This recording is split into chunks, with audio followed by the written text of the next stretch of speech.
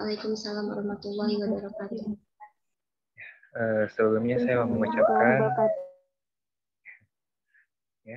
sebelumnya saya mengucapkan terima kasih banyak kepada teman-teman semua yang sudah meluangkan waktunya di hari Sabtu ini untuk sama-sama belajar mengenai desain penelitian ya.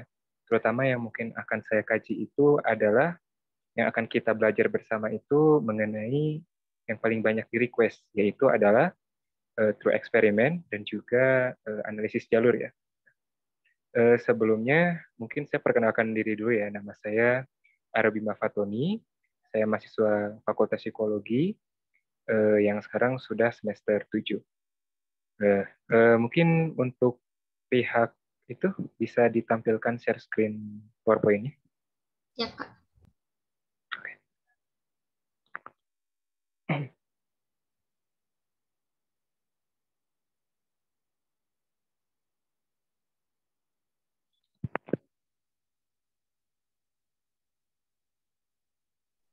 Apakah sudah terlihat? Oke, sudah ada ya? Sudah terlihat. Yang lain sudah terlihat? Sudah. Udah, Kak. Sudah ya, oke. Sekarang saya mau membahas mengenai mungkin pendahuluan dulu mungkin ya, mengenai research sendiri. Bisa di next? Bisa di full screen? Nah, oke.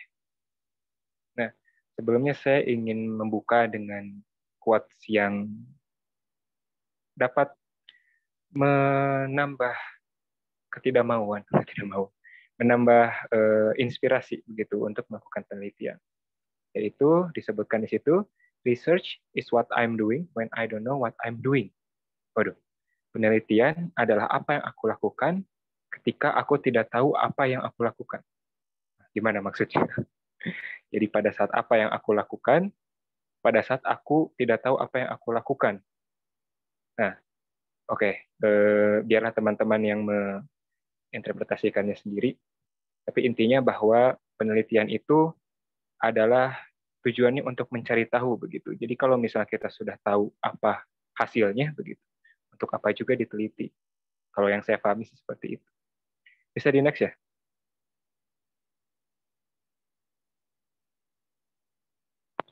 Bisa di next sudah? Tes? Oke. Mungkin ya pengantar dulu ya sedikit mengenai research. Apa itu research? Kalau di sini research is a process of steps used to collect and analyze information to increase our understanding of a topic or issues. Kalau bahasa Indonesianya dan mudahnya penelitian adalah serangkaian tahap dan proses untuk mengumpulkan data dan menganalisis informasi untuk meningkatkan pemahaman kita mengenai suatu topik atau permasalahan. Gitu. Ini mungkin teman-teman sudah enak juga ya mendengar definisi penelitian begitu yang memang mungkin dari semester 2 itu sudah mulai dipelajari. Oke, next saja.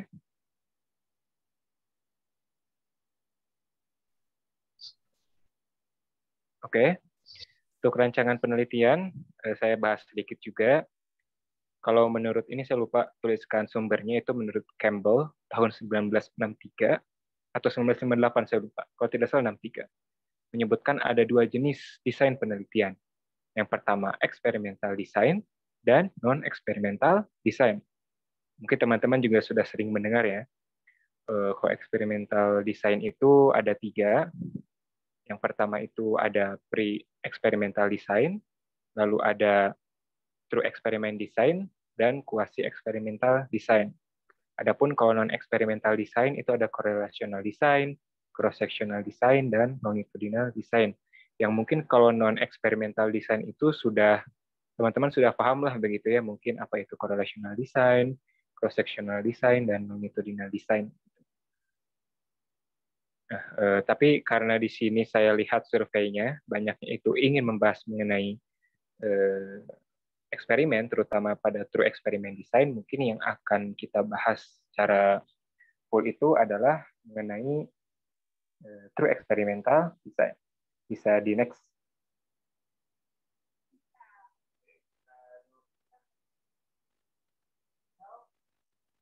Bisa di next.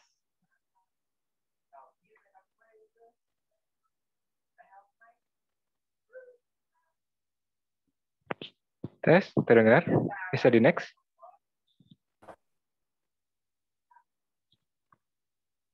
Ada gangguan sepertinya dari adminnya ya.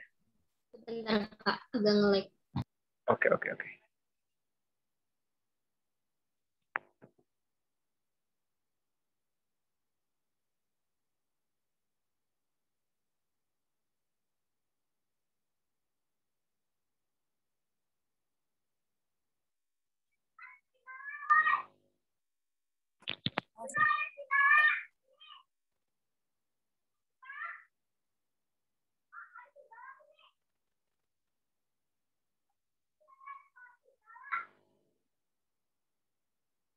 Sudah Maaf tampil ya. Kak? Udah ya. Bisa next dulu. Ini saya salah menempatkan slide sepertinya. Nah, oke. Bisa di zoom di full screen ya.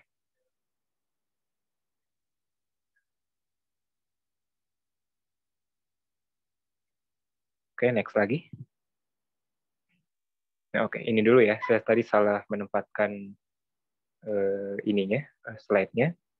Eksperimental design, apa itu? Nah, intinya kalau eksperimental design itu ya penelitian ya, hanya memang di dalamnya itu ada pemanipulasian atau ada yang kita, bahasa kasarnya apa ya? Ada yang kita rekayasa begitu untuk mengetahui apa akibat atau dampak dari rekayasa yang kita lakukan. Mungkin teman-teman sudah sering mendengar ya eksperimen-eksperimen. Contoh mudahnya mungkin pengaruh pengaruh pemberian pupuk misalnya terhadap tanaman. Nah, pemberian pupuk itu kan bukan sesuatu yang tiba-tiba tanaman dapatkan begitu. Itu perlu rekayasa dan perlu juga manipulasi dari si peneliti begitu. Jadi si peneliti itu memberikan pupuk kepada tumbuhan. Nah, kita mau lihat nih dampaknya bagaimana. Apakah tidak ada perubahan atau tidak? Nah, kurang lebihnya seperti itu. Ciri eksperimental design bagaimana? Yang pertama, itu memanipulasi suatu variabel, ya, terutama independent variabel atau variabel bebasnya gitu. Kayak tadi ya, artinya pengaruh pupuk terhadap pertumbuhan tanaman. Maka yang jadi independennya dan yang dimanipulasinya adalah pupuk. Gitu. Dan yang dilihat si observasinya, hasil dari manipulasinya adalah yang dependent variable. Sebentar ya, sebentar.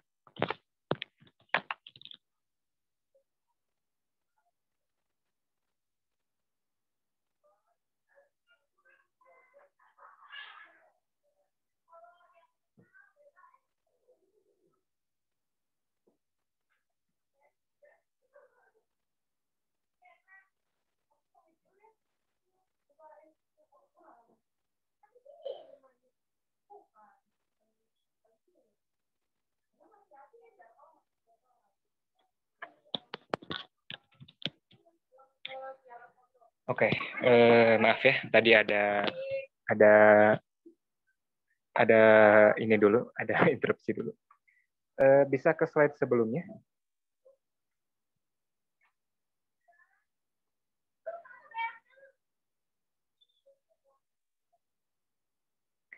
Bisa ke slide sebelumnya dulu, boleh ya? Ke prinsip dasar eksperimen.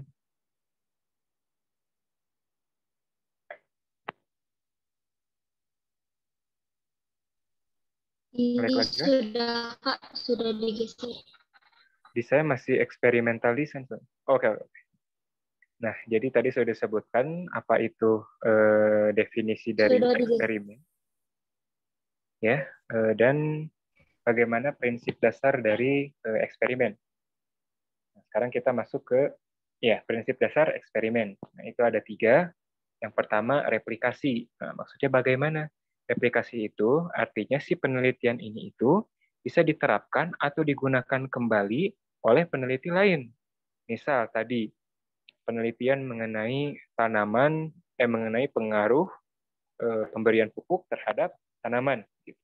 Nah, itu harus bisa direplikasi dan digunakan oleh penelitian lain dan hasilnya harus sama begitu. Maksudnya hasilnya hasilnya itu harus bisa disamakan begitu dengan rujukan penelitian. Maksudnya kayak tadi ya, kayak misalnya yang tadi pupuk dengan tanaman, hasilnya itu misalnya ternyata terjadi percepatan pertumbuhan. Nah, itu di ini yang lain, di penelitian yang lain itu kurang lebih harus sama begitu, bahwa hasilnya terdapat pertumbuhan begitu oleh tumbuhan diakibatkan oleh pupuk. Itu artinya replikasi. Lalu ada randomisasi. Nah, maksudnya randomisasi itu adalah pemilihan sampelnya itu harus acak. Nah, maksudnya bagaimana? Artinya setiap orang itu mempunyai peluang untuk diberikan si treatment ini. Misal contoh kayak pemberian tanaman begitu. Kalau misalnya tanamannya kita sudah pilih dengan tanaman yang bibit unggul, yang terbaik, dan sudah kita sudah kita golongkan lah begitu ya, itu artinya tidak bisa digeneralisasi begitu, tidak bisa diambil kesimpulannya secara umum. Maksudnya jadi contoh kalau mau begitu atau randomisasi itu tanamannya harus yang biasa saja begitu random, kita mungkin tanam sendiri atau ambil sendiri begitu. Jadi secara pengambilan sampel itu random begitu. Tidak kita ciptakan dulu tanaman yang bagaimana atau kita urus dulu tanaman yang bagaimana, random saja begitu. Baik nanti dapatnya tanaman yang baik, tanaman yang buruk, tanaman yang udah setengah layu begitu. Jadi random begitu. Tidak diberikan semacam kriteria, apalagi kriteria yang tidak ada hubungannya begitu dengan penelitian. Saya harap dapat dipahami ya. Jadi randomisasi itu artinya random saja gitu. Selanjutnya ada kontrol inter. Nah, kontrol inter itu adalah upaya untuk pengendalian kondisi agar yang tadinya heterogen si orang-orang itu menjadi homogen. Maksudnya bagaimana? Misal contoh, tadi kan sudah ini ya random begitu. Nah, si random ini itu harus ada semacam kriteria, kalau di penelitian itu namanya kriteria inklusif. Jadi kriteria yang dapat mempengaruhi hasil dari si penelitian. Maksudnya bagaimana? Contoh, kayak kita coba, karena begini ya, kalau misalnya kita itu si tanamannya, contohnya kita balik lagi ke tanaman. Contoh kalau misalnya si tanamannya itu kita terlalu jauh begitu ya, kayak tadi misal si tanamannya itu tanaman apa yang cocok untuk diberikan pupuk misalnya. Nah, itu sebenarnya perlu diperhatikan juga bagaimana ya menjelaskan. Jadi intinya begini, kontrol inter itu kita mencoba untuk mengendalikan si situasi begitu agar si situasi ini itu tidak mengganggu atau mempengaruhi si penelitian. Nah, contohnya bagaimana? Contohnya misal satu, tanamannya itu ditempatkan di tempat yang terbaik begitu, di mana tidak ada hewan-hewan begitu, di mana tidak ada orang yang lewat begitu, agar nanti si tanaman ini itu tidak terganggu, tidak terdistrup, dan memang efek dari tanaman tumbuh ini pure karena pupuk, bukan karena apa begitu, karena lingkungannya yang bagaimana atau tanamannya yang bagaimana. Jadi dibuat se pure mungkin. Maaf sebentar ya.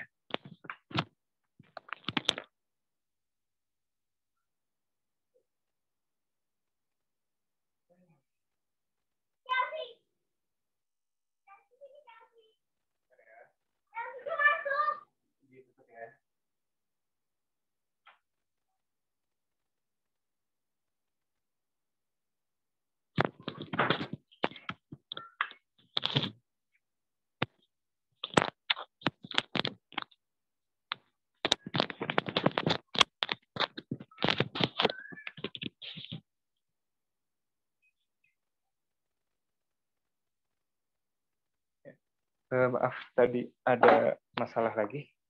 Intinya prinsip dasar, yang pertama replikasi itu dapat diuji kembali. Randomisasi itu artinya semua subjek itu diacak, jadi tidak kita yang memilih begitu. Dan semua orang punya kesempatan untuk ikut dalam penelitian. Yang terakhir itu adanya kontrol gitu, dari kita agar si efeknya itu pure akibat dari manipulasi kita. Intinya seperti itu. Oke, bisa di next saja langsung ke 2 kali slide, artinya ke experimental design.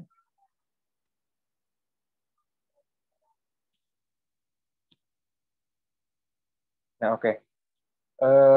Kalau experimental design, tadi karena saya inginnya memfokuskan apa yang di request, dan saya sudah anggap bahwa teman-teman sudah hatam dengan experimental design yang lainnya. Tapi saya sedikit saja ini untuk menjelaskan mengenai experimental design, jenisnya ada apa saja. Yang pertama ada pre-eksperimental, yaitu adalah desain penelitian atau desain eksperimen yang belum termasuk eksperimen yang sungguh-sungguh, karena si subjeknya itu atau si sampelnya itu tidak random dan hanya diberikan kepada satu kelompok saja.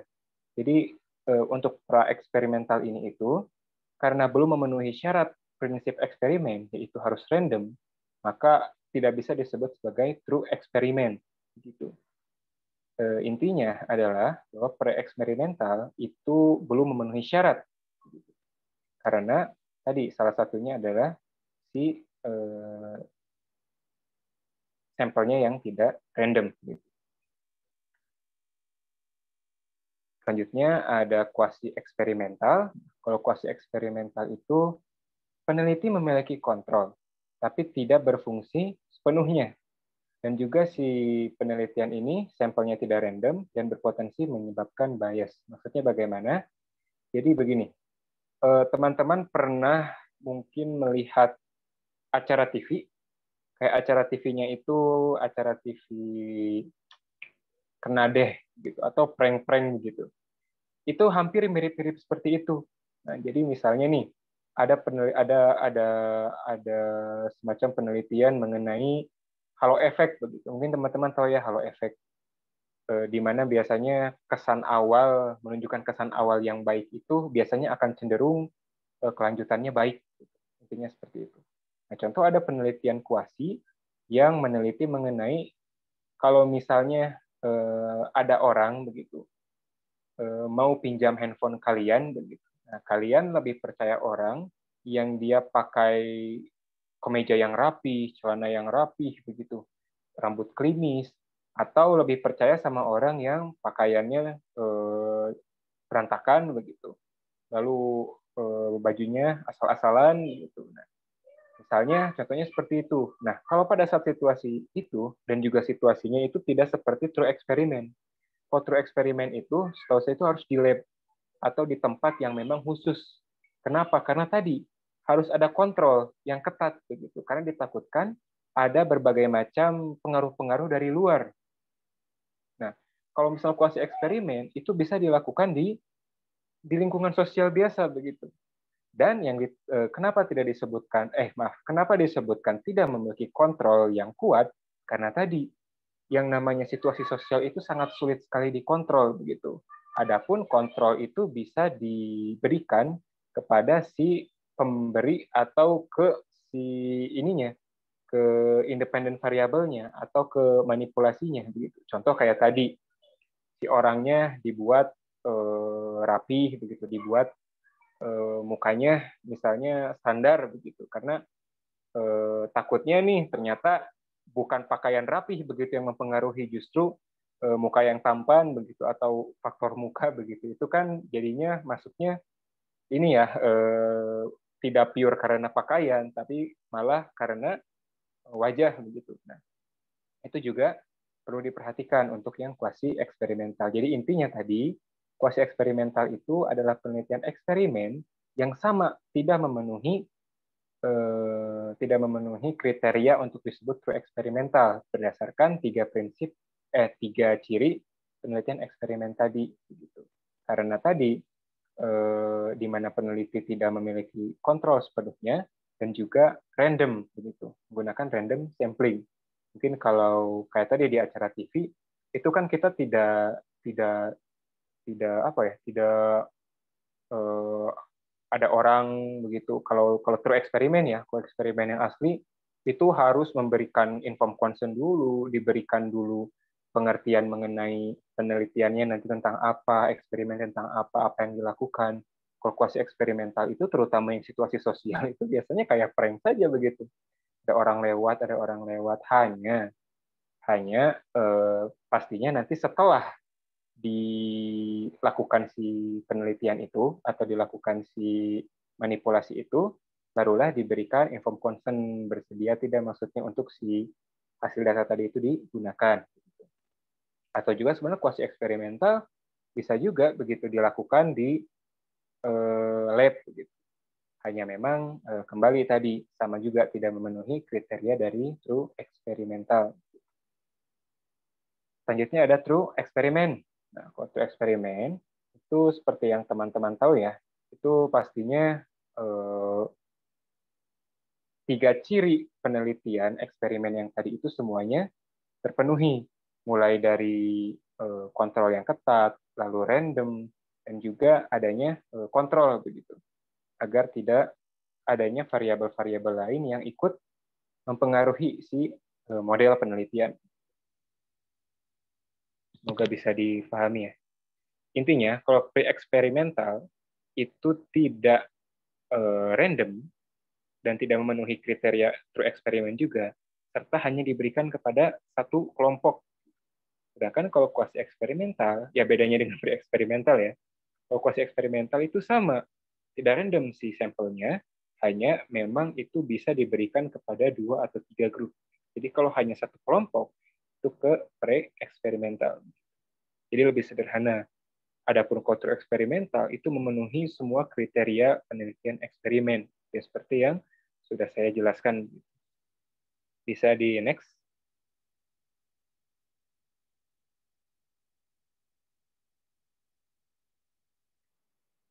Aduh, maaf sekali. Maaf, ini terakhir semoga sebentar.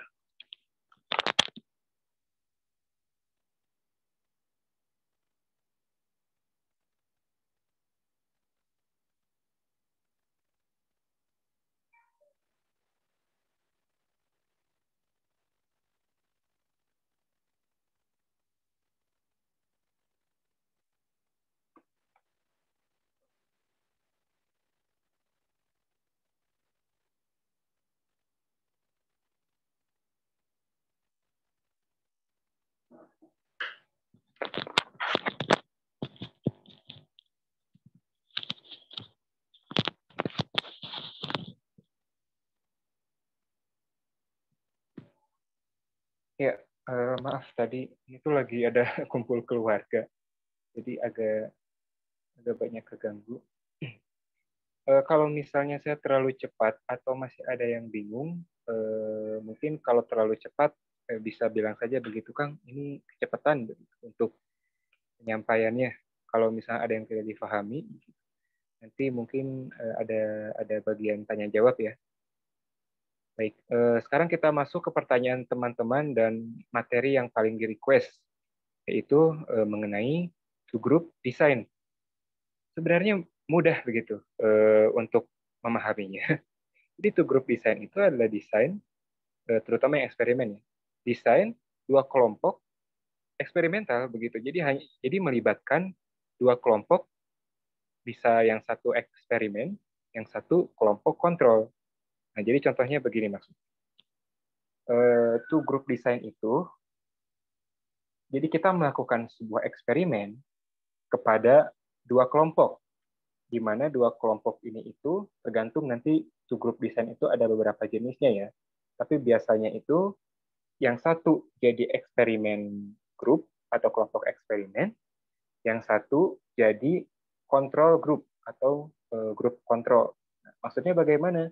Kalau grup eksperimen itu adalah kelompok yang diberikan treatment atau manipulasi.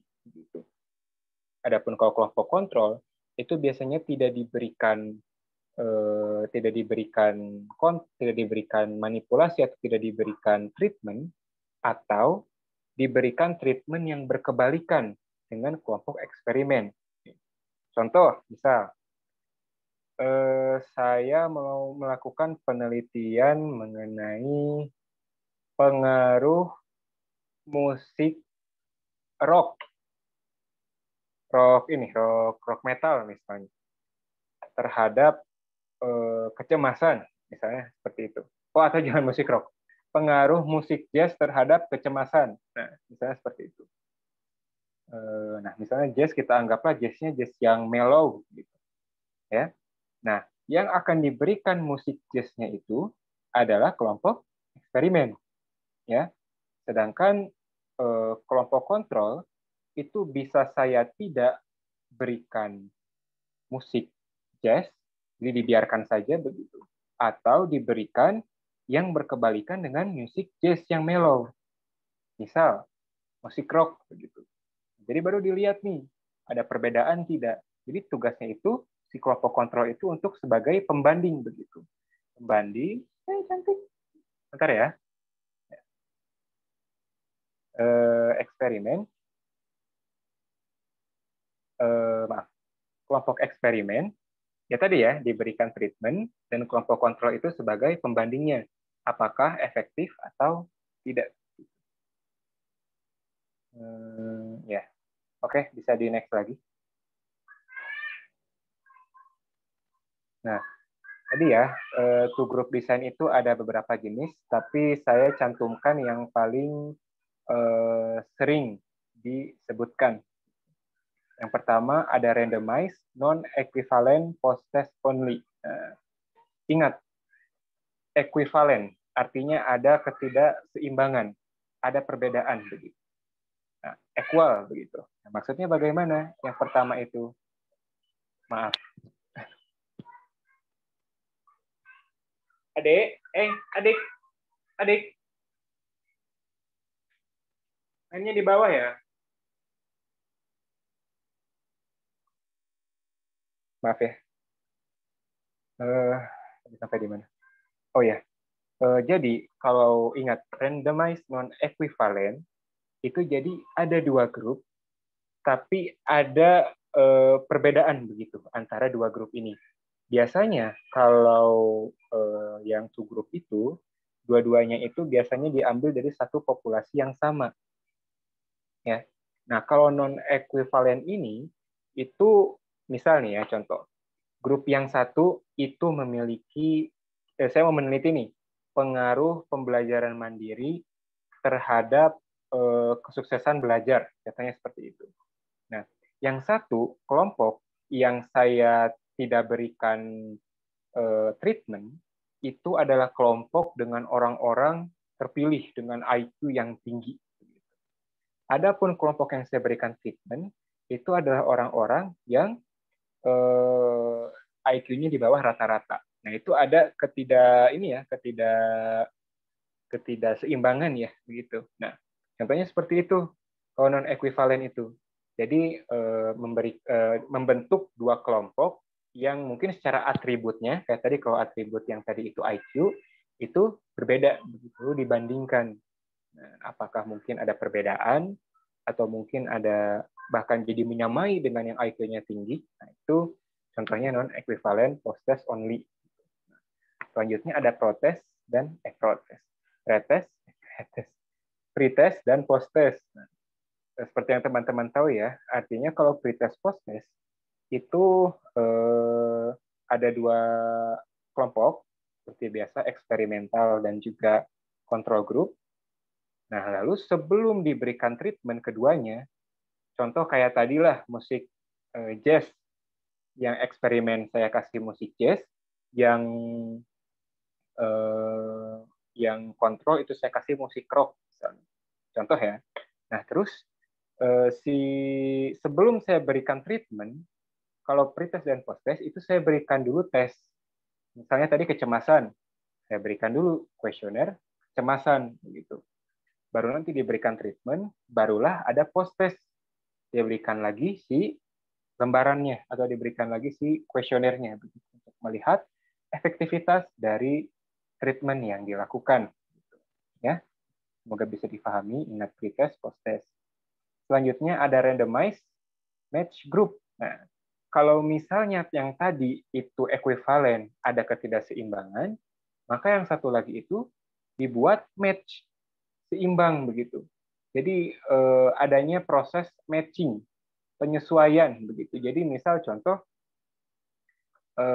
si satu grup itu dia diusahakan agar setara begitu. Kayak tadi misalnya IQ, maka dilakukanlah proses matching begitu. Bagaimana menjelaskannya? Eh, hmm. Jadi kalau matching itu kan artinya menyamakan begitu ya, mengcross lah begitu. Nah, itu dilakukan untuk agar bisa setara. Bagaimana? Jadi semoga teman-teman bisa paham bahwa oh gini deh. Misal contoh di di di suatu penelitian, misal saya ingin meneliti pengaruh kecerdasan intelektual terhadap adaptasi belajar, contohnya seperti itu. Nah, kalau matching, setahu saya itu jadi berpasang-pasangan begitu. Jadi nanti dilakukan dulu pretest, terus dilihat nih, atau misalnya nih, kalau saya mau landasannya IQ lagi, saya lihat IQ. Nah, si IQ ini kan kalau misalnya saya melakukan penelitian eksperimen itu, terutama yang randomized match group, itu saya tidak dibagi-bagi ya. Jadi semuanya saya raup dan dibuat jadi perpasang-pasangan. Bagaimana menjelaskannya? Jadi ini intinya, saya lakukan penelitian di mana IQ-nya macam-macam dong. IQ subjeknya macam-macam ya. Nah, dari sana saya coba dipasang-pasangkan dengan IQ yang setara begitu. Misal contoh, si A IQ-nya 99, si B IQ-nya 99 juga. Nah, ini dipasangkan. Yang nanti si A sama B ini bakal dijadikan perbandingan begitu. Jadi intinya ada penyesuaian begitu. Penyilangan. Ya intinya dipasang-pasangkan lah, dipasang-pasangkan sesuai dengan atribut yang ada gitu. Semoga bisa difahami. Tapi nanti kalau misalnya ada yang tidak paham bisa ditanyakan lagi begitu. Mungkin nanti saya bisa kepikiran bahasa yang lebih sederhana. Tapi ya yang baru saya kepikiran baru itu. Nah, selanjutnya itu ada randomized to group design post-test only. Nah, kalau tadi ada pre-test post-test, nah kalau sekarang hanya post-test only. Nah, ini bagaimana? Jadi kalau tadi sebelumnya itu ada pre-test post-test, kalau sekarang hanya post-test. Jadi misal tadi ada dua kelompok, eksperimen dan kontrol begitu. Nah, kalau yang eksperimen itu tidak ada pre-test tapi langsung diberikan treatment, barulah nanti dites begitu. Setelahnya. Sedangkan yang kontrolnya itu hanya sekali saja tesnya begitu. Dan tidak diberikan treatment sebelumnya atau diberikan treatment yang berkebalikan dengan treatment yang ada di eksperimen. Ya, kurang lebihnya seperti itulah. Jadi hanya post test saja. Nah, kalau tadi saya lihat juga ada yang menanyakan, Kang, apa yang membedakan two group design dengan one group design atau multi group design begitu. Sebenarnya intinya itu tadi. Yang membedakan adalah jenis ininya berbeda, jenis grup desainnya, jenis grup desainnya ya. Sama yang membedakan juga adalah si jumlah grupnya pasti gitu. Kalau multi itu lebih dari 2, kalau one itu 1. Yang mungkin kalau 1 nanti masuknya ke pre-experimental design. Kalau yang multi misal yang banyak, itu artinya contoh, berarti pemberian treatmentnya itu lebih dari 1. Ya, atau mungkin lebih dari 2 begitu. Contoh misal 3 independen variabel, saya mau meneliti pengaruh apa yang mempengaruhi kecemasan seseorang misalnya dari lagu. Nah, artinya saya misal punya 4 kelompok. Nah, si 4 kelompok ini diberikan treatment yang berbeda-beda. 3 kelompok eksperimen, 1 tetap dijadikan sebagai kelompok kontrol begitu. Nah, jadinya, misalnya yang satu saya berikan musik jazz, yang kedua saya berikan musik rock, yang ketiga saya berikan musik pop, yang satu saya berikan musik musik yang satu lagi yang kontrol, misalnya saya tidak berikan musik apapun begitu. Kalau misalnya post test, kalau pre-test biasanya diberikan juga yang berkebalikan dengan si kelompok eksperimen gitu. Itu sih sebenarnya kalau grup desain. Kalau mungkin nanti ada yang mau ditanyakan lagi, silahkan. Next dulu ya, kita langsung saja lanjut ke uji jalur ya, uji jalur. Mediator. Apa itu variabel mediator?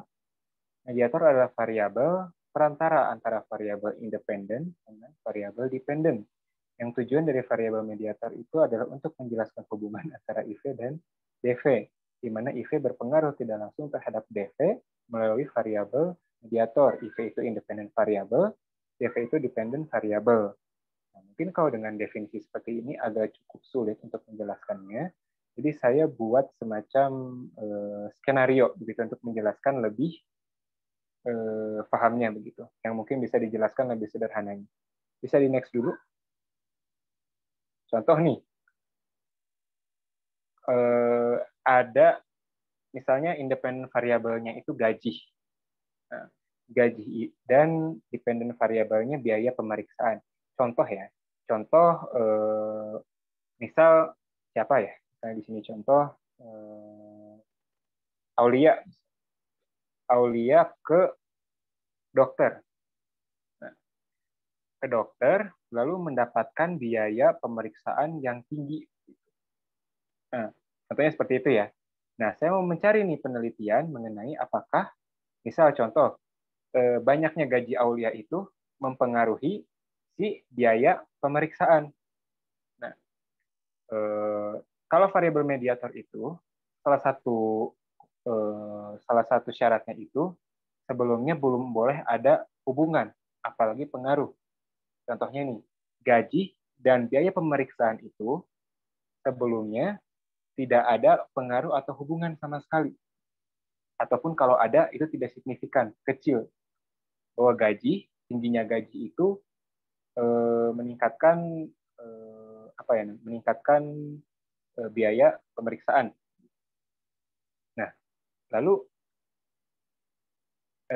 di next muncul pendidikan. Gitu. Si pendidikan ini jadi variabel mediator yang menjembatani si gaji dengan biaya pemeriksaan.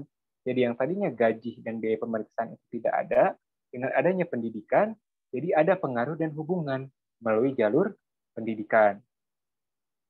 Masih bingung? Oke, kita coba turunkan lagi si perumpamaannya. Nah, contoh begini nih.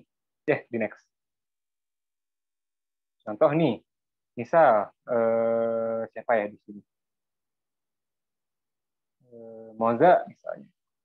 Moza ini itu tadinya tidak ada hubungan apa-apa begitu dengan contoh di sini siapa? Agung misalnya. Bahkan cenderung tidak kenal begitu si Moza sama Agung ini begitu. Ya, tadinya tidak ada hubungan, tidak ada pengaruh, bahkan tadinya tidak ada kenal begitu, tidak kenal. Terus tiba-tiba di next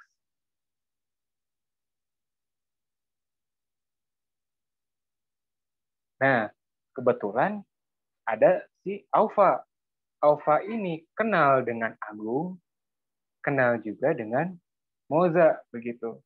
Yang akhirnya mulailah kayak dikenalkan lah di apa ya contohnya? Ya kayak dikenalkan lah begitu. Jadi si Aufa ini jadi jembatan bagi si Moza dan Agung itu bisa kenalan gitu. Jadi mediator itu gunanya itu untuk itu. Yang tadinya kedua variabel independen dan dependen ini tidak ada hubungan ataupun bahkan pengaruh, dengan adanya si variabel mediator ini jadi ada hubungan atau pengaruh gitu. Nah, kalau di sini contohnya tadi Agung tidak kenal sama Moza, Moza tidak kenal sama Agung. Muncullah si Alpha yang kenal dengan Moza, kenal dengan Agung. Akhirnya dikenalkanlah dan akhirnya ada hubungan. Maksudnya berteman ya. nggak boleh pacaran-pacaran, itu saja, berteman saja. Jadi ada nih, jadi kenalan, jadi berteman. Nah, jadi kalau mediator contohnya seperti itu. Bisa next. Nah, beda dengan moderator, ya. Kalau mediator tadi itu tadinya tidak ada dua hubungan, tidak ada pengaruh, jadi ada karena satu variabel mediator ini, ya, mediator itu jembatan.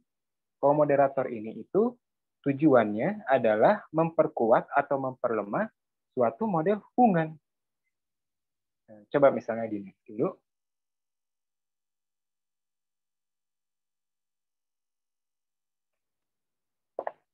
Nah, contoh nih, motivasi belajar dan prestasi belajar. Itu sudah ada banyak penelitian yang menyebutkan bahwa motivasi belajar itu dapat mempengaruhi, memiliki hubungan dan dapat mempengaruhi prestasi belajar. Ya, beda dengan mediator tadi, moderator itu sudah ada hubungan dan pengaruhnya. Ditambah dengan peran guru yang mungkin aktif dan juga membuat lingkungan yang nyaman, akhirnya dapat meningkatkan si prestasi belajar. Gitu. Jadi untuk memperkuat atau memperlemah suatu model atau hubungan. Contoh konkretnya lagi, misal yang kita dapat temukan di kehidupan sehari-hari, mungkin bisa di next. Misal nih, jangan dulu. Nah, misal nih, siapa nih ya? Misalnya Raffi. Raffi itu misalnya sudah ada hubungan dengan Aulia. Hubungan pertemanan saja ya, hubungan pertemanan misalnya. Sudah kenal ya, berteman lah. Terus ini tiba-tiba ada di next. Ada Adinda misalnya. Ada Adinda. Adinda ini misalnya mengompori si Agung begitu bahwa wah si ini nauzubillah ya. Si Aulia begini, begini, begini, begini. Yang akhirnya karena si variabel ini itu menyebabkan hubungan pertemanan ya dari si Aulia dengan si Raffi itu jadi menurun begitu. Yang tadinya mungkin kenal dekat, begitu suka cerita, begitu. Sekarang karena dikompori begitu oleh Adinda, jadinya lemah begitu sih hubungannya. Nah, jadi perlu dibedakan mediator itu tadinya tidak ada dua pengaruh, gitu. Tidak ada pengaruh antara satu variabel ke variabel lain, ada variabel si mediator, jadi ada hubungan atau jadi ada pengaruh. Kalau moderator itu sudah ada hubungannya begitu. Tapi karena ada variabel moderator ini, akhirnya bisa memperkuat si hubungan tersebut. Gitu. Nah, karena mungkin saya tidak tahu apa juga yang dibingungkan oleh teman-teman, mungkin kita akan lebih banyak diskusinya saja. Jadi kalau misalnya ada yang belum dipahami atau belum dimengerti, bisa langsung saja ditanyakan, karena mungkin lebih enak ini juga ya, lebih enak diskusi saja begitu. Kalau mungkin untuk sepintasnya begitu, kalau ada yang mau ditanyakan, dipersilakan saya kembalikan ke panitia.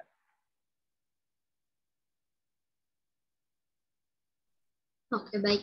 Terima kasih kepada Kak Fatoni yang sudah menjelaskan mengenai materi true eksperimen dan juga analisis jalur ya teman-teman sesuai requestan dari teman-teman. Nah, untuk selanjutnya kita masuk ke sesi tanya jawab. Dipersilakan kepada teman-teman yang mungkin masih bingung atau masih ada hal yang mau ditanyakan mengenai materi tadi atau juga mungkin ada materi selain ini gitu ya. Pengen tahu misalnya boleh ditanyakannya sekarang. Kita masuk ke sesi diskusi dan tanya jawab. Jadi lebih ke sharing aja ya sistemnya. Jadi kalau misalnya ada yang nanya langsung dijawab gitu sama pemateri. Ya, langsung aja silakan teman-teman yang mau bertanya.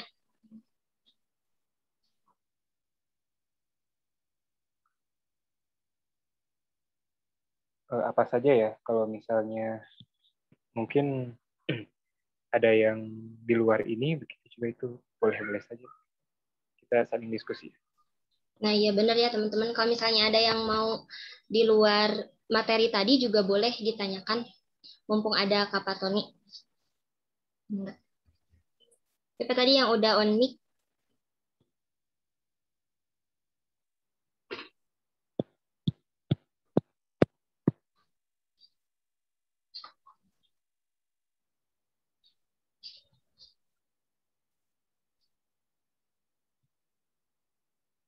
Ini Mangga ada yang mau nanya? Oke, Aulia. Silakan, Aul. Oke, terima kasih gue ya atas kesempatannya. Jadi mau nanya tadi kan seperti jelasin ya mediator moderator. Udah aku udah masuk sih perbedaan antar keduanya. Cuman yang masih nggak ngerti tuh kalau misalnya dalam sebuah penelitian untuk menentukan ini tuh variabel mediatornya deh, ini tuh moderatornya deh. Kita harus pakai uji apa aja ya? Oh, sampai ujinya ya. Oke. Eh, ada banyak sih sebenarnya. Tapi kalau untuk uji apa yang digunakan, kalau mediator itu bisa pakai uji Sobel. Uji Sobel itu jadi eh, ini kayak bagaimana ya? Kalau mediator itu pakai uji namanya ada uji Sobel, mungkin bisa lihat saja. Itu jadi nanti yang kalian teman-teman perlukan adalah standar error dan nilai beta tesnya, nilai betanya. Agak susah untuk dijelaskan karena apa? Tetap saya agak masalah. Jadi tadinya kalau mau saya share screen pun dan coba kita tutorial bisa tidak? Atau mau kita coba tutorial soal si Sobel test ini. Bolehkah Intinya kalau memungkinkan? memungkinkan ya. Jadi Sobel test. Jadi kalau mediator itu pakai Sobel test, kalau moderator itu pakai uji interaksi begitu. Saya coba dulu deh ya. Bentar.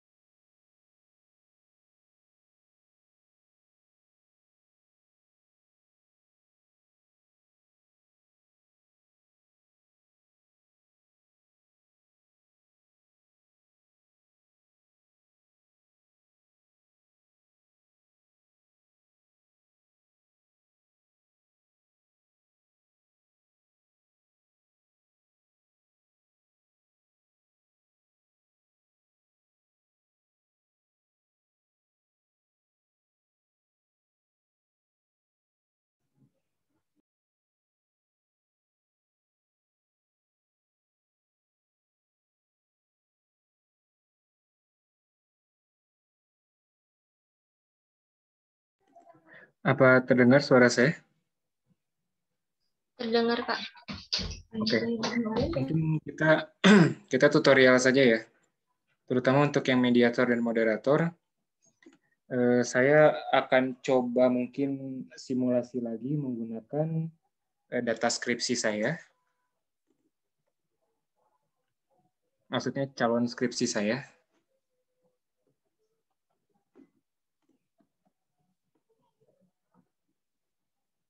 Sebentar. Halo. Halo. Bentar ya.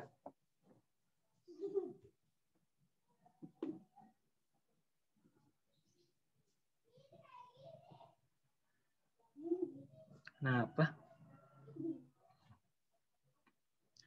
Panas.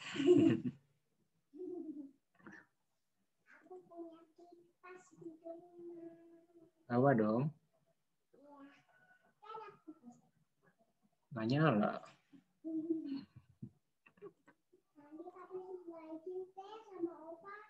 Mau dibalikin sama opa? Dibenerin ya sama opa ya? Bisa opa benerin?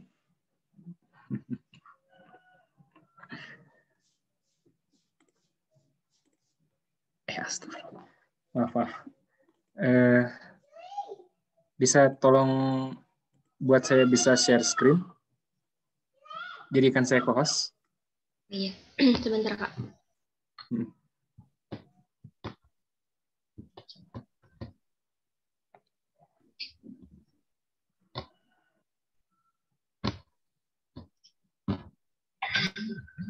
Sudah, Kak. Oke ya.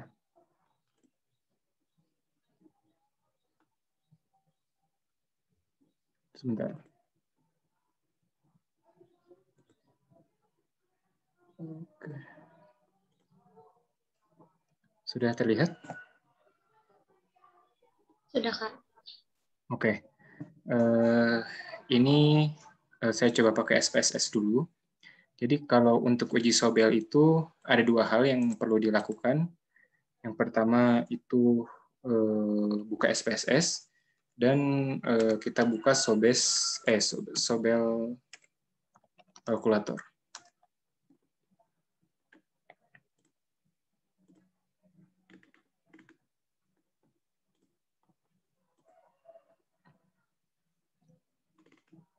Nah, ini ya, gunakan Sobel Test Kalkulator. Caranya bagaimana? Yang pertama, itu pastikan masuk dulu semua data. Kebetulan ini saya 4 variabel. Analyze. Di regresi linear ya. Mana independen, mana dependen.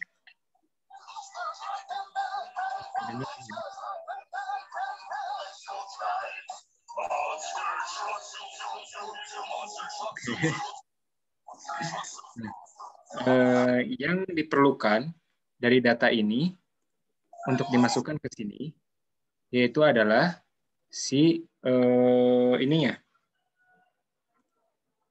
Sebentar.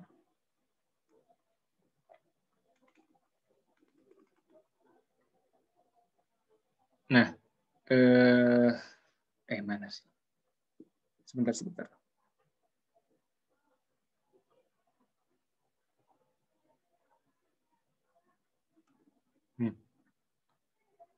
Nah, jadi nanti yang pertama itu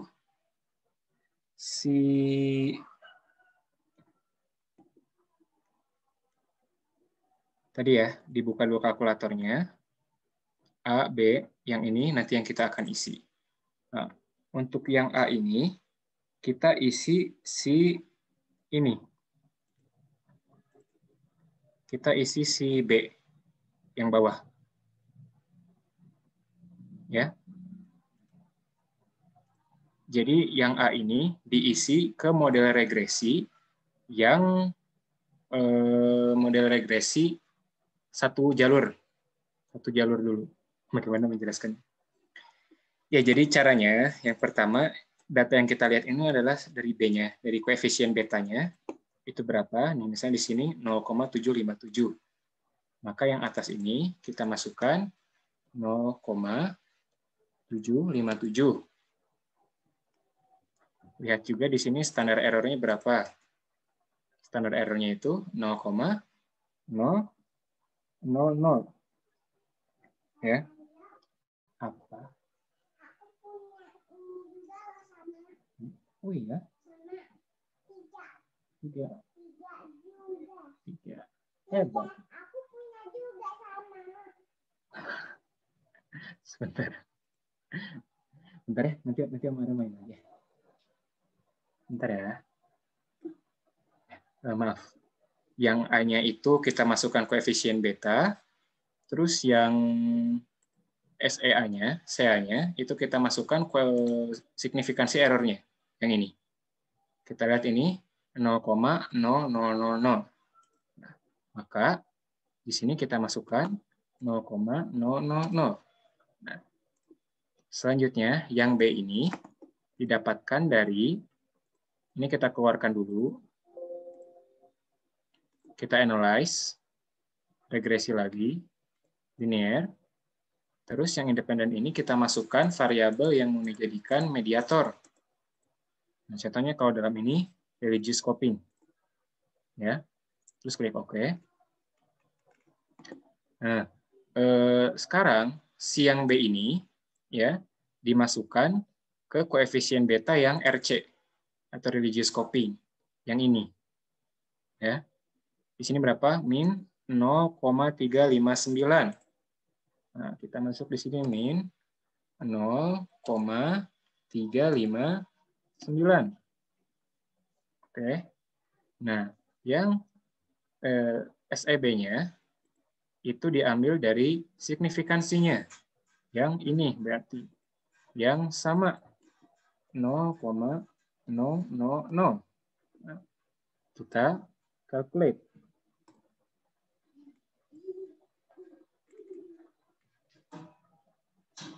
Oh, maaf.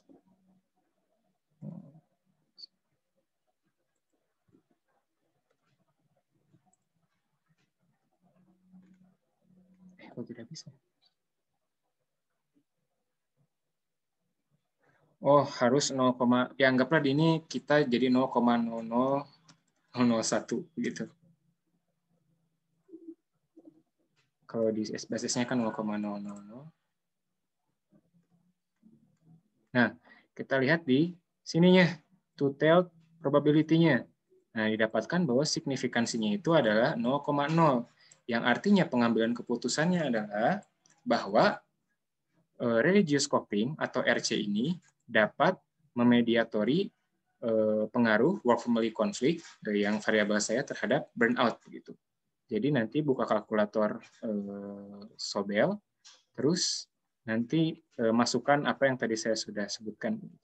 Itu untuk mediator, bisa difahami tidak? Bisa, Terlalu Kak. cepat tidak? Bisa? Halo, bisa? Bisa, Kak, bisa. Bisa ya? Oke. Oke, selanjutnya kita coba ke moderator ya. Nah, kalau moderator ini ada beberapa jenis uji, tapi saya pakai uji ini, uji interaksi namanya. Uji interaksi, caranya bagaimana? Yang pertama adalah, sebentar. Nah ini kebetulan sudah ada belum ya? Nah, jadi sebelumnya itu si religious coping dengan WFC atau variabel independen dan variabel moderatornya itu harus dikalikan terlebih dahulu. Kalau dalam penelitian saya itu psychological capital yang jadi moderator, work family conflict yang jadi independent variable. Nah, caranya bagaimana? Yang pertama adalah begini. Pertama harus dikalikan dulu. Kalau di SPSS, caranya adalah dengan transform data, compute.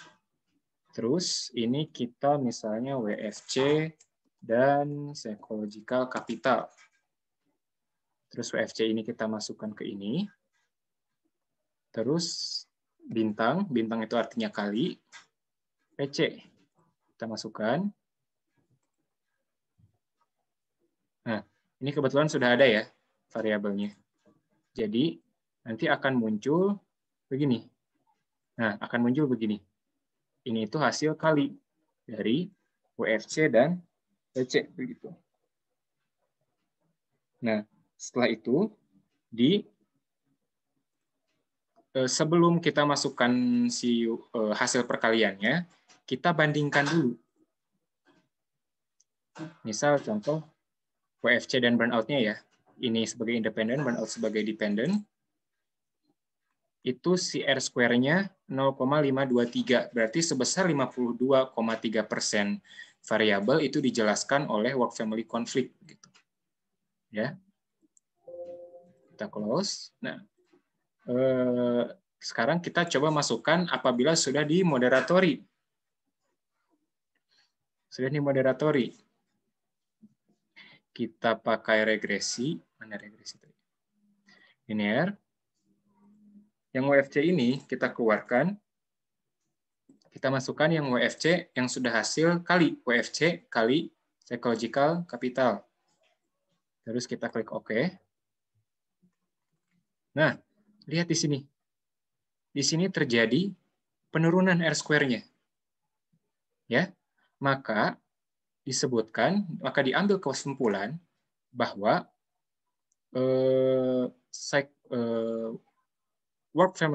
psychological capital dapat menurunkan atau memperlemah pengaruh work family conflict terhadap burnout. Jadi diambilnya dari ini nih, kuat atau lemahnya hubungan. Bisa difahami tidak?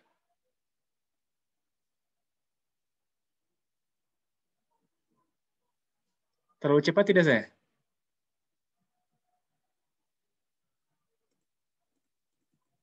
Bisa Kak katanya. Bisa ya? Oke. Itu paling jadi yang pertama itu pakai uji interaksi, itu hasil untuk moderator ya. Itu hasil perkalian antara independen variabel dan variabel yang mau dijadikan moderator. Setelah itu diregresikan dan dibandingkan begitu antara yang sebelum diberikan variabel moderator dan sesudah diberikan variabel moderator. Begitu. Kalau mediator tadi ya dilihat apakah si signifikansinya itu berapa begitu. Kalau lebih dari 0,05 maka hasilnya adalah negatif begitu. Maka hasilnya hipotesis 0 diterima bahwa tidak terjadi mediator. Kalau si ininya di bawah 0,05 maka terjadi mediasi begitu dalam model hubungan itu. Bisa difahami ya, Aul? Semoga. Mungkin kalau mau lihat lagi tutorialnya tadi bisa dilihat di video ya, video demo ya.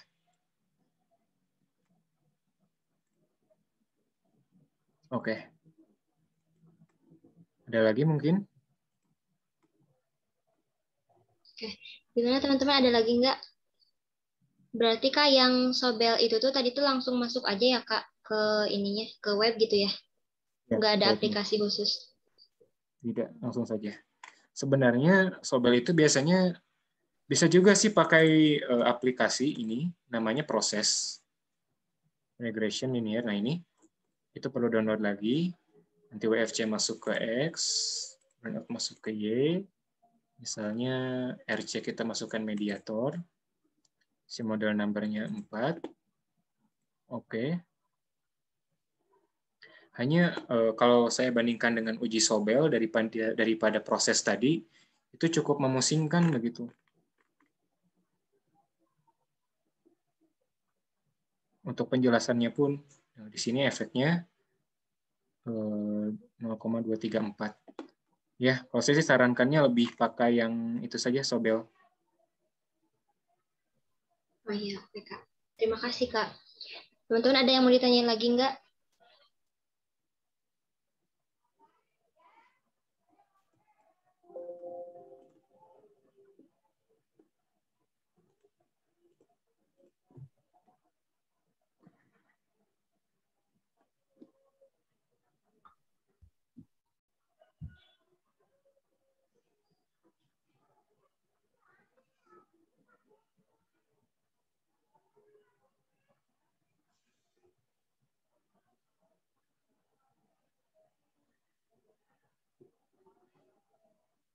Ini Kak, kalau misalnya analisis jalur ini tuh analisis berganda misalnya tuh, atau variabel X-nya itu lebih dari satu. Nah itu bisa pakai ini juga nggak Kak?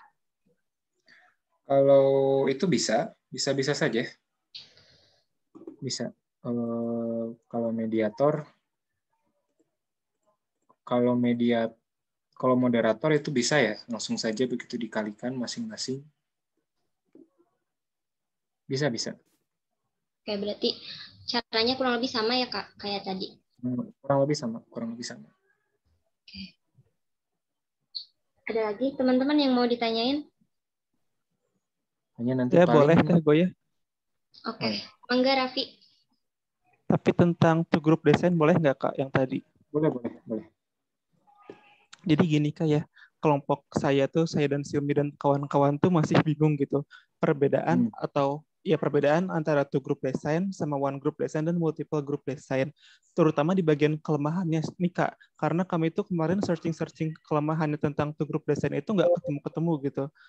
Jadi bagaimana ya Kak ya, tentang kelemahannya two group design ini sendiri Kak? Gitu mohon maaf. Oh, oke. Kelemahan dari grup desain ya. Itu ini Betul, Kak. disuruh buat presentasi begitu. Iya Kak, dan dibandingin sama kelompok lain juga. Oh, oke.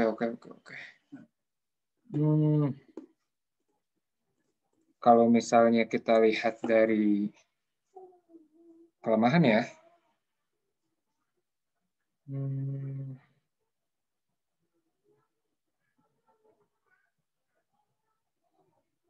Sebentar.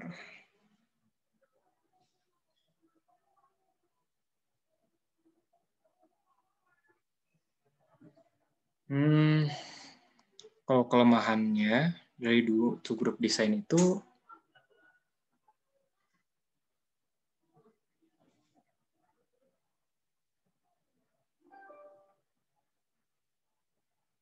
secara keseluruhan atau bentuknya kayak tadi, kayak pretest post-testnya, atau pure two group design-nya? Pure to group desainnya sih Kak, kalau kemarin yang kami dapatin itu yang pertama ada katanya validitas internalnya tinggi banget gitu. Yang keduanya itu katanya hanya bisa dilakukan analisis statistik secara sederhana, dan yang ketiganya itu sulit dilaksanakan di lapangan. Cuman pas kami pikir-pikir lagi, yang nggak begitu jadi kelemahan gitu ya Kak. Jadi kaminya masih bingung juga sih ini sebenarnya kelemahan secara generalnya gitu tentang two group design ini Kak.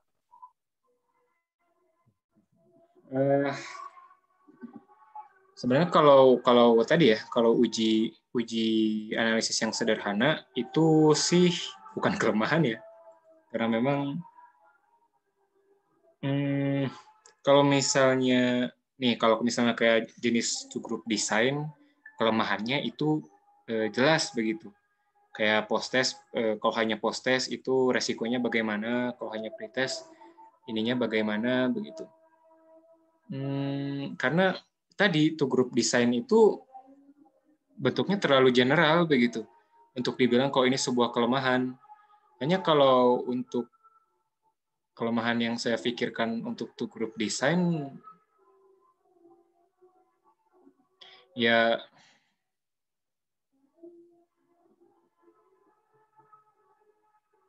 hanya bisa memberikan satu treatment. Ya jelas itu karena tapi kalau validitas internal itu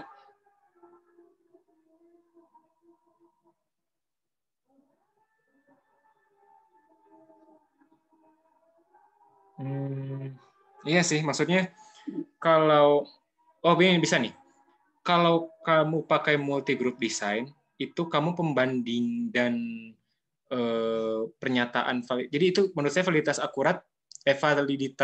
internal yang kurang akurat itu benar karena pembandingnya itu hanya satu grup begitu. Sedangkan kalau misalnya kamu pakai contoh multi group design, itu pembandingnya cukup banyak begitu untuk melihat bahwa si treatment yang diberikan itu efektif begitu. Jadi paham tidak maksudnya? Dalam ini pembandingnya. Iya Pak, paham Kak. Paham nggak ya? Jadi kalau misalnya hanya dibandingkan dengan satu grup, apalagi grupnya dari populasi-populasi itu saja, yaitu benar tadi untuk validitas internalnya itu kurang akurat karena yang dijadikan landasan hanya satu grup tadi begitu. Sedangkan kalau misal tadi multi yang banyak ya, multi group design, itu pembandingnya bisa dengan treatment yang lain begitu, mana treatment yang paling tinggi, mana treatment yang paling efektif, itu lebih akurat begitu si validitasnya dibandingkan yang menggunakan two group design. Kalau untuk analisis yang itu kalaupun mau dimasukkan sah-sah saja begitu karena memang itu menyebutkan bahwa bukan kekurangan ya itu tidak bisa dilakukan, ya kekurangan juga sih, tidak salah. Sama satu lagi tadi apa? Validitas internal. Sama sulit diterapkan di lapangan, Kak. Nah, kalau sulit diterapkan sih lebih sulit yang multi design justru sampai banyak gitu. Kalau itu sih menurut saya tidak ya. Tapi kalau untuk yang dua itu sah-sah saja begitu kalau mau dimasukkan sebagai kelemahan. Itu dulu mungkin yang saya bisa kepikiran karena dulu pun ya saya tidak disebutkan kelemahan. Kecuali nih kalau misalnya kayak begini nih, kayak non equivalent, randomized match to group. Nah, itu ada penjelasan kenapa lemahnya, lalu konsekuensinya bagaimana, cara mengatasinya bagaimana. Tapi kalau pure to group design Yang baru saya bisa nalar sih itu begitu. Ya, baik Kak, terima kasih. Seenggaknya udah ada gambaran di sini Kak. Ya, semoga bisa membantu. Oke, terima kasih Raffi atas pertanyaannya. Mudah-mudahan teman-teman yang lain juga bisa lebih paham ya tadi yang dijelasin. Nah, terus Kak ada satu lagi nih pertanyaan, mungkin pertanyaan terakhir ya karena udah memasuki waktu asar. Jadi pertanyaannya tuh, ini kan kita sekarang lagi belajar sosial eksperimen nih Kak. Nah itu ada yang masih bingung sosial eksperimen ini tuh harus menggunakan kuasi atau bagaimana gitu Kak ketentuan di sosial eksperimen ini tuh. Nah terus kalau misalnya nanti kita udah ngambil data nih, udah ngelakuin sosial eksperimennya. Nah, buat laporannya tuh kayak gimana? Mungkin bisa diceritakan pengalaman Kak Fatoni gitu waktu dulu dapat tugas eksperimen ini, Kak. Oke, tadi 2 pertanyaan. Jadi pertanyaan yang pertama apa? Kurang kedengeran. Oh iya. Pertanyaan yang pertama itu kalau sosial eksperimen itu kita harus pakai kuasi eksperimen atau boleh pakai true eksperimen atau seperti apa gitu. Oke. Langsung jawab saja nih ya. Biar Boleh, cepat Kak. juga sudah. Oke. Untuk sosial eksperimen sendiri itu kan kasarnya mirip-mirip prank begitu ya. Atau mungkin ya artinya yang memang sulit dikontrol begitu. Maka harus begitu pakai kuasi eksperimen. Karena kalau true eksperimen itu ketat sekali. Yang pertama, tahapannya itu adalah harus membuat semacam treatment yang memang sudah dinilai oleh expert judgment namanya. Atau oleh para ahli itu sudah dinilai bahwa hal tersebut cocok atau layak untuk sebagai treatment begitu. Setelah itu harus dibuat situasi yang sedemikian rupa, harus dikontrol begitu, agar tidak terjadi bias atau pengaruh-pengaruh dari yang lainnya. Begitu. Sedangkan kalau situasi sosial, coba, sangat susah sekali peneliti untuk mengontrol hal tersebut. Begitu. Kecuali kalau misalnya contoh, situasi sosialnya, misal sosial artinya kan interaksi ya, lebih ke itu ya. Mungkin misal kamu mau nyewa dorm, begitu, mau nyewa gor, dan itu dikontrol sedemikian rupa begitu agar itu bisa saja mungkin disebut true eksperimen. Hanya kalau untuk sosial eksperimen yang apalagi untuk mahasiswa seperti kita, itu harus pakai kuasi sepertinya. Pengalaman saya itu, jadi kalau dulu itu ada namanya psikologi eksperimen, dan itu dilaksanakan semester 3 kalau zaman kami itu. Ini teman-teman semester ini ya. Sosial eksperimennya itu membahas mengenai apakah pengaruh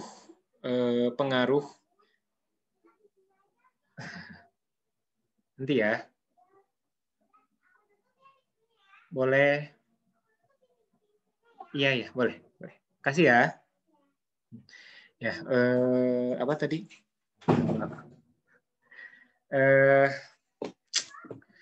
Pengalaman saya itu melakukan tadi sebenarnya saya sudah singgung juga mengenai kepercayaan orang, pengaruh pakaian formal terhadap kepercayaan orang gitu.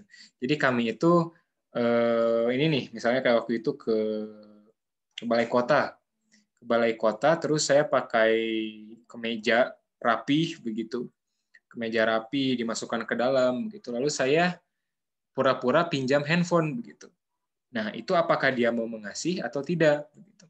Terus teman saya yang satu lagi yang dijadikan sebagai pembandingnya begitu, kontrolnya atau kontra ini ya, kontraproduktifnya ya sama yang eksperimennya itu formal. Teman saya itu berpenampilan apa ya bahasa Sundanya itu, begajulan lah, jadi berantakan gitu.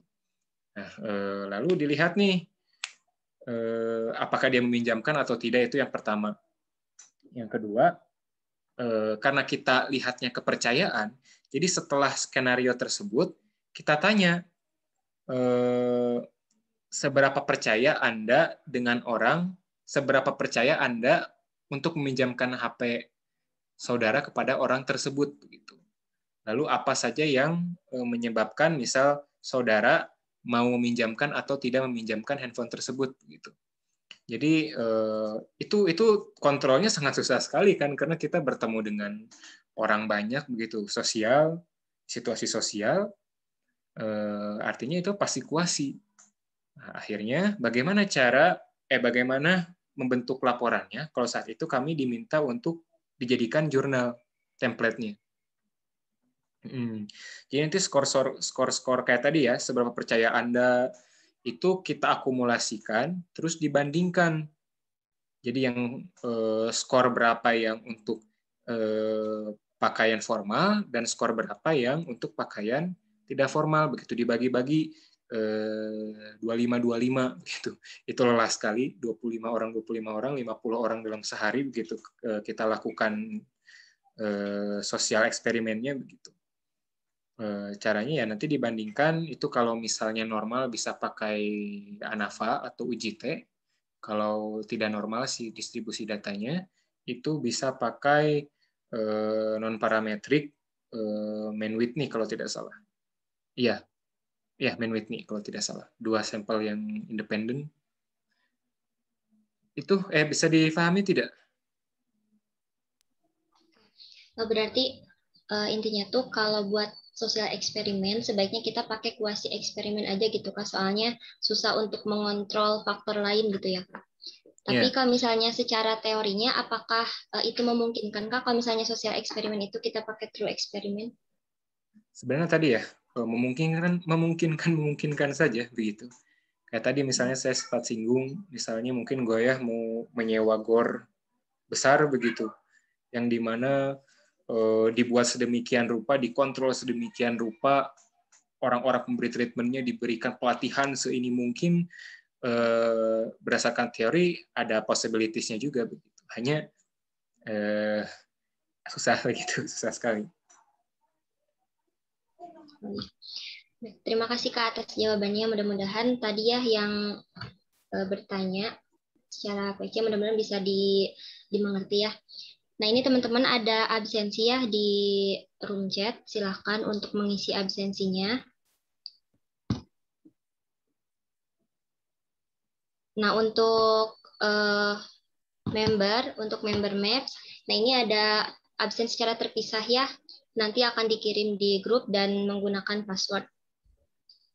Oke, mungkin materinya dicukupkan sekian ya Kak. Sebelumnya dari Kak Fatoni, apakah ada yang ingin disampaikan lagi atau closing statement Kak sebelum ditutup? Closing statement ya, semangat ya kalian 2019 5 SKS 2 mata kuliah. Tidak terbayang betapa ininya ya, dan semester depan masih ada. Jadi ya saya hanya bisa mendoakan semoga diberikan kelancaran dan juga mendapatkan hasil yang memuaskan. Itu saja sih dari saya. Amin. Terima kasih Kak Fatoni, dan Kak Fatoni juga mudah-mudahannya sebentar lagi skripsinya selesai ya Kak. Mudah-mudahan bisa berjalan lancar gitu ya ke depannya. Terima kasih teman-teman atas kehadirannya. Mungkin saya sedikit menyimpulkan bahwa tadi kita sudah membahas mengenai materi eksperimen ya. Yang intinya itu ada two eksperimen, one group eksperimen. Terus lagi, nah mungkin yang pertama itu ada prinsip dasar dari eksperimennya, kemudian desainnya seperti apa saja, terus jenis-jenisnya ada pre-eksperimental, ada kuasi eksperimen, dan ada true eksperimen. Dan tadi juga lebih dijelaskan sesuai request dari teman-teman, ada true eksperimen design, dan juga jenis-jenisnya. Kemudian tadi dijelaskan juga ya analisis jalur, mediator dan moderator, bagaimana cara untuk menganalisisnya dan lain sebagainya. Mudah-mudahan materi pada hari ini dapat diterima dan juga dapat dipahami oleh teman-teman semuanya. Mungkin saya sebagai pemandu mohon maaf apabila ada kekurangan, ada kesalahan. Terima kasih kepada Kak Fatoni. Mudah-mudahan ke depannya kita bisa sharing lagi ya bareng Kak Fatoni. Terima kasih. Dicukupkan sekian. Billahi taufiq wal hidayah. Wassalamualaikum warahmatullahi wabarakatuh. Nah, sebelum ditutup, kita ada dokumentasi dulu ya, teman-teman. Silahkan untuk on cam dulu.